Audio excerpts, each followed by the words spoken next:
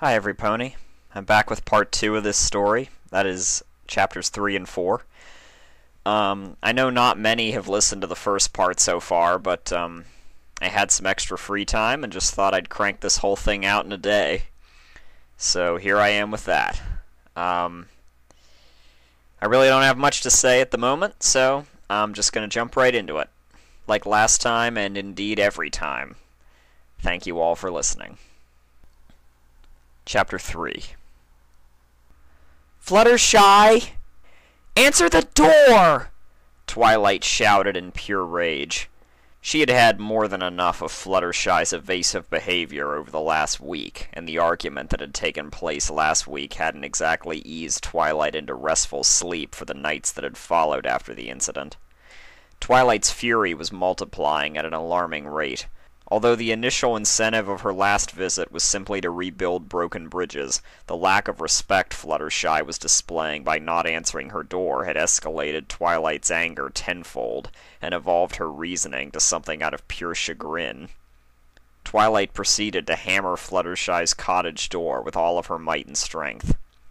In a slight change of events, Fluttershy's door decided against resisting the extreme duress it was being put under, and instead chose to collapse and cave inwards, much to Twilight's disdain.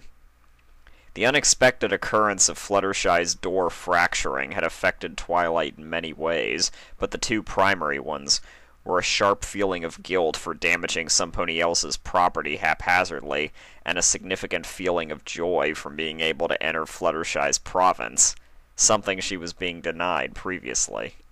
Just one thing remained absent on Twilight's checklist that Spike had prepared for her earlier for this expedition.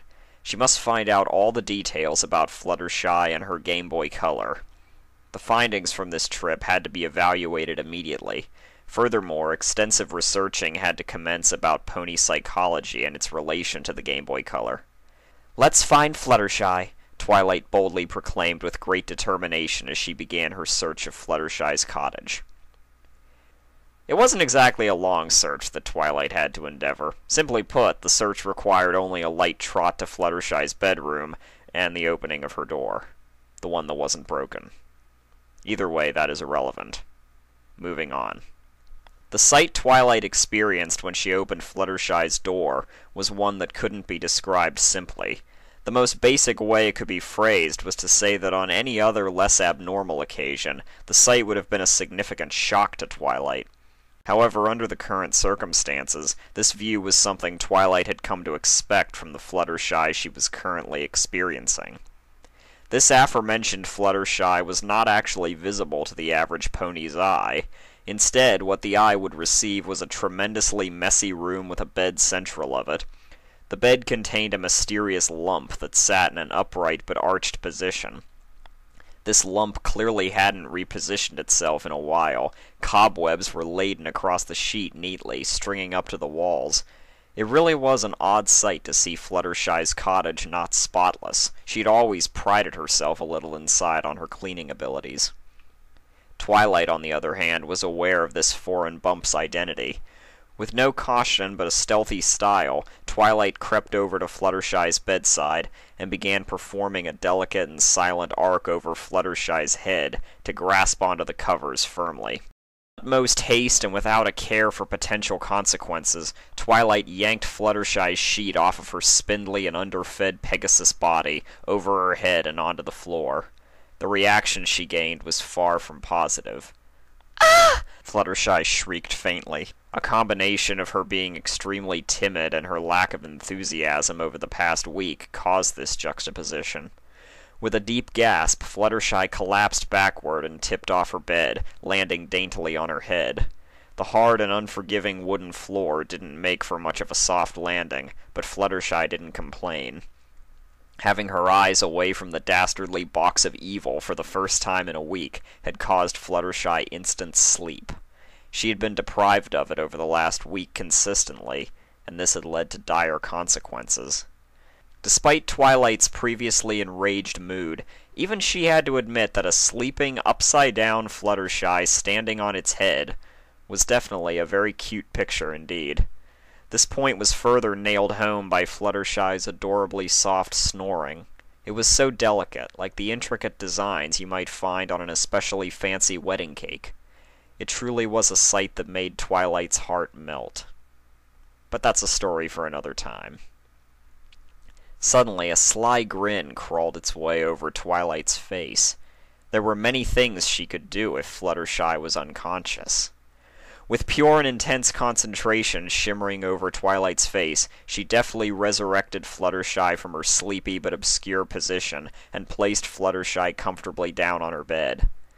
With a quick and simple spell, Twilight fluffed up Fluttershy's quilt and gently positioned it over Fluttershy to ensure she was receiving maximum comfort. The warm, fuzzy glow Fluttershy was emanating as she lay pleasantly in her bed, and her long and cheerful smile she wore, guaranteed to Twilight that Fluttershy was cozy. Now, Twilight thought, for the sly part. Using her magic, Twilight gently and silently levitated the Game Boy Color off of Fluttershy's bed and delicately tip-hoofed her way out of Fluttershy's bedroom, still carrying the Game Boy Color. As soon as Twilight had exited the bedroom, she slowly and precisely shut the door so it would not alarm Fluttershy. Once the door was fully closed, Twilight dropped off the tips of her hooves and let out a relieved sigh. She had done it. Mission complete. Now all she had to do was investigate more about the mystique the Game Boy Color held and what perplexing puzzles it offered. It was time to commence researching. With all that said, Twilight began her steady but satisfied trot home to the library. Twilight beamed uncontrollably. She felt as if she had accomplished a significant amount today. It had been a step forward in her grand scheme. Chapter 4. No! A booming shriek emanated across Ponyville. The source, Fluttershy's cottage. It was the morning after Twilight's visit in which she had acquired a certain Game Boy Color. Fluttershy had slept the whole night through, courtesy of the absence of her addiction. She hadn't been aware that it was missing until the morning. Fluttershy had arisen refreshed and restored, happy to have caught some shut-eye. After a decent night of sleep, what better to do than play the game which she was overly addicted to and cause herself many more sleepless nights? But after a brief search of her bed and her room, no Game Boy Color had been present anywhere. This was obscure. Fluttershy hadn't misplaced the Game Boy Color. Suddenly, realization soared in. Twilight had been here last night. Twilight wanted her to put the Game Boy Color down. Twilight must have stolen it. Fluttershy was outraged. How dare Twilight commit such dastardly crimes? Theft was illegal. Well, she wasn't having any of it. Fluttershy may be timid, but when it came to things she valued intensely, she wasn't afraid to lose her cool in one drastic outburst. With a loud and resonating battle cry, Fluttershy applied her menacing face and ran out of her not-so-present door. Her destination? The library. Fluttershy had a crucial rescue mission to complete. Meanwhile, at the library, Spike was tidying up and doing chores for Twilight. It was rather peculiar to Spike that Twilight still wasn't awake yet. On a usual day, Twilight would have been up long before Spike even finished his delusional daydreams about him proposing to Rarity in a romantic fashion. This thought provoked a short sigh from Spike. One day, his dream would come true. Perhaps I should check if everything's okay with Twilight, Spike audibly thought to himself, not realizing he had said it aloud. With a brisk dump of all the tidying equipment and his frilly apron, Spike headed upstairs to Twilight's bedroom to check what the lack of presents entailed. Spike reached Twilight's door and had his hand curled tightly into a fist, ready to knock gently so he could alert Twilight of his presence. Just as he moved his fist backward and poised himself for the forward motion, a splintering smash echoed through the library, coming from downstairs. "Give me back my Game Boy Color!" Fluttershy roared forcefully as she made her entrance. She had already battered down the door. Her presence must be clear to all the inhabitants of the library now. Aside from the twitches of rage, Fluttershy's ear twitched suddenly as she heard a very deft and delicate noise, something of a mute thud. The noise was coming from the floor above and seemed to be approaching Fluttershy, drawing ever closer. Almost instantaneously, a tremendously confused Spike came into Fluttershy's field of view. He was bounding down the stairs, waddling as fast as his little baby legs could carry him. His face wore an expression that was purely bemused. Fluttershy's moment of rage was sucked out of her immediately, replaced by empathy for poor little Spike, who looked very concerned and bewildered. "What's wrong, Spike?" Fluttershy asked softly. "Well, Twilight still isn't up, and it's 1:30. She's always up by now," Spike answered, his voice dripping with concern and worry. "That, and I want to know what caused you to do that," Spike added. He clearly wasn't amused by Fluttershy's extravagant entrance. "Well, Fluttershy bashfully replied.